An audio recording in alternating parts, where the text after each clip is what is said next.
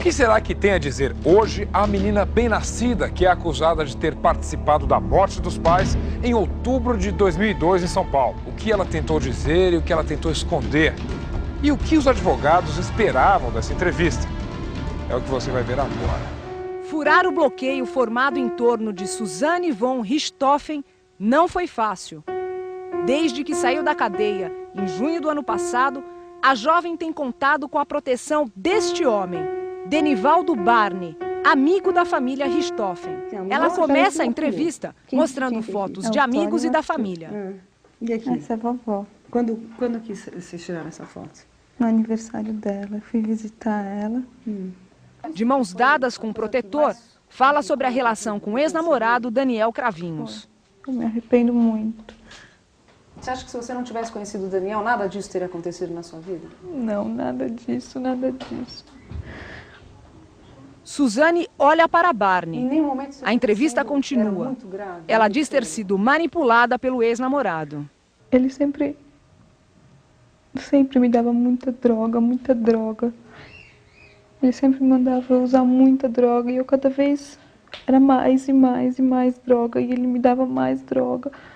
E isso foi acabando comigo, Ele falava, se você me ama, usa, se você me ama, usa, se você me ama, faz isso, e eu ia. No dia seguinte, 2 diálogos flagrados pelo Fantástico mostraram que estávamos diante de uma farsa. Você vai ver agora como ela foi montada. Logo no começo da gravação, a câmera registra uma conversa ao pé de ouvido entre Barni e Suzane. O microfone, que já estava ligado, capta o diálogo. Ele orienta a Suzane a chorar na entrevista. Fala, dá um beijo, ora. Não vou conseguir. Você tá feliz? Então você tá feliz. Tá feliz? Acabou. Pode? Pode. Não sei como que ele tá. Gordão! E aí, menina? Tudo bem? Uma nova evidência da farsa. Nossa equipe aguarda a Suzane do lado de fora da casa. O microfone, que continua ligado, capta agora uma voz que orienta a jovem sobre o que falar do ex-namorado Daniel Cravinhos e como se comportar diante da câmera. Acabou, mais nada. Começa a chorar e fala, não quero falar mais. O que ele mandava sempre dizendo que se eu amasse era para fazer. E eu, pelo amor de Deus, não quero mais tocar nesse assunto que me faz muito mal. E chega. O Fantástico consultou um perito criminal para identificar quem está falando. A voz seria do advogado Mário Sérgio de Oliveira, que você vê abraçado a Suzane à direita na tela. Mário Sérgio estava na casa durante o segundo encontro. Logo depois, Suzane pede para encerrar de vez a entrevista. Eu não quero, por favor. Nossa, ontem eu fiquei super ruim, foi super. Eu passei muito mal de noite. Eu não, por favor. Você não tem vontade de falar do que aconteceu de novo?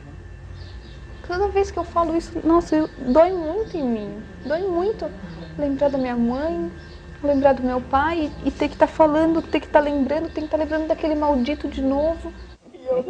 O encontro termina com Suzane abraçando o advogado Mário Sérgio de Oliveira. Depois, Vera, mulher de Barni, e por último, o também advogado e tutor, Denivaldo Barni. Quero falar dele, por favor. Ela já falou comigo. Fala, não quero falar mais. Com o comportamento de Suzana von Richthofen em entrevista ao Fantástico em abril de 2006, Eu não quero mais. surge um retrato de quem é essa jovem que aos 19 anos planejou e participou do assassinato dos próprios pais, junto com o namorado Daniel Cravinhos e o irmão dele, Christian. Suzane confessou o crime, foi condenada a 39 anos e meio de prisão e a justiça negou até o último recurso possível a revisão da pena. Agora, em outro processo, a sentença vem numa palavra: indigna. Esta semana, a justiça decidiu que Suzane é indigna. Esse termo quer dizer que ela não tem direito ao patrimônio dos pais, Manfred e Marisia von Richthofen. E ela deve devolver qualquer antecipação que teve, além de pagar as custas do processo.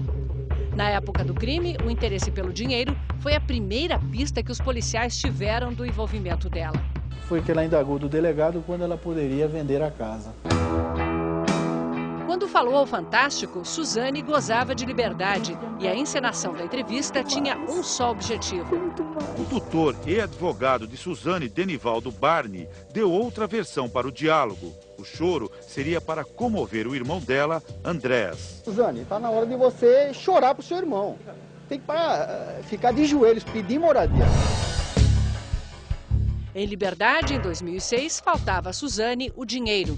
Ela queria controlar os bens da família, mas na justiça corria um processo movido em interesse do único irmão, na época menor de idade, para destituí-la do direito de herança. O juiz que mandou que ela voltasse à prisão depois da entrevista ao Fantástico considerou Suzane uma ameaça à vida do irmão. Eu diria que ela é potencialmente perigosa.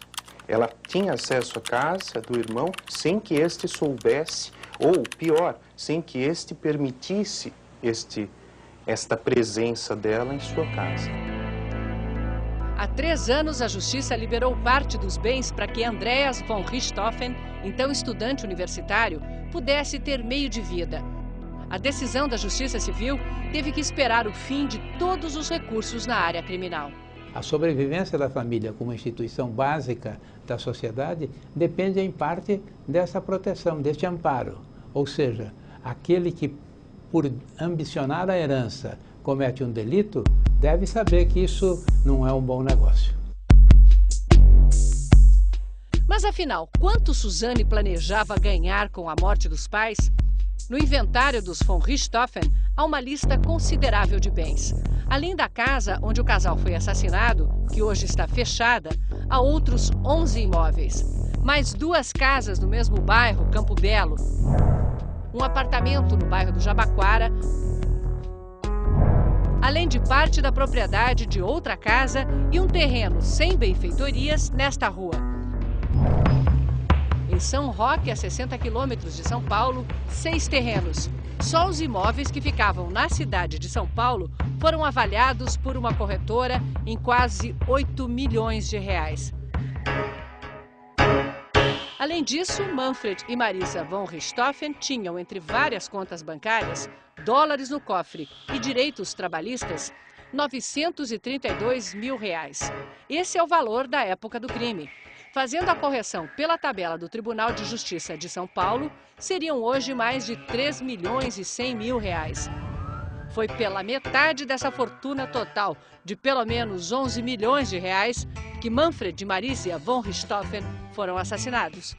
A lei brasileira diz que uma ação desse tipo deve ser provocada pela parte interessada. Em se tratando de herança, isso significa um parente, mesmo um irmão.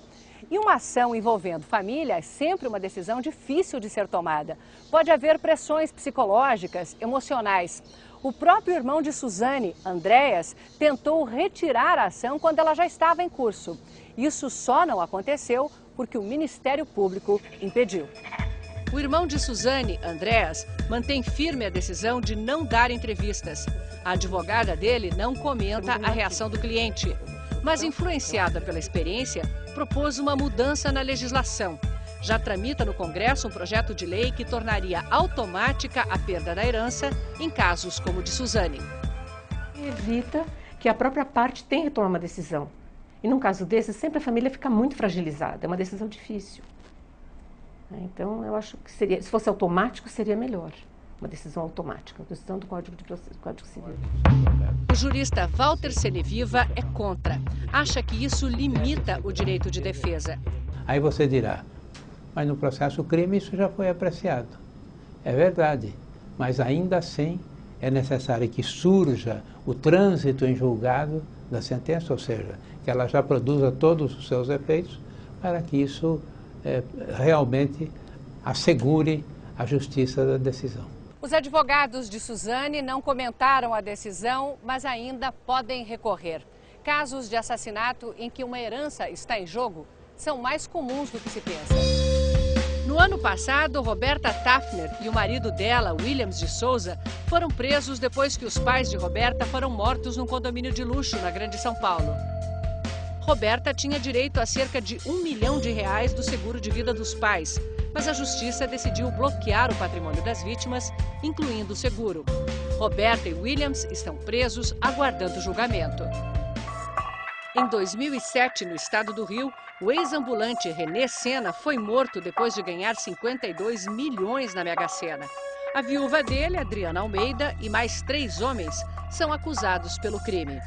Ela ainda não foi julgada. Mesmo assim, a justiça decidiu bloquear os bens de René. Adriana não pode tocar no patrimônio do marido. Suzane von Richthofen recebeu a notícia de que não terá acesso à herança na penitenciária de Tremembé, no interior de São Paulo, onde continua presa. Há pouco mais de um ano, ela tentou o benefício do regime semiaberto, porque já havia cumprido 1/6 da pena. Mas uma comissão de peritos a examinou. E a juíza que viu o laudo concluiu que Suzane não pode sair por ser dissimulada e que o aparente bom comportamento poderia ser mais uma encenação, desta vez para sair da cadeia.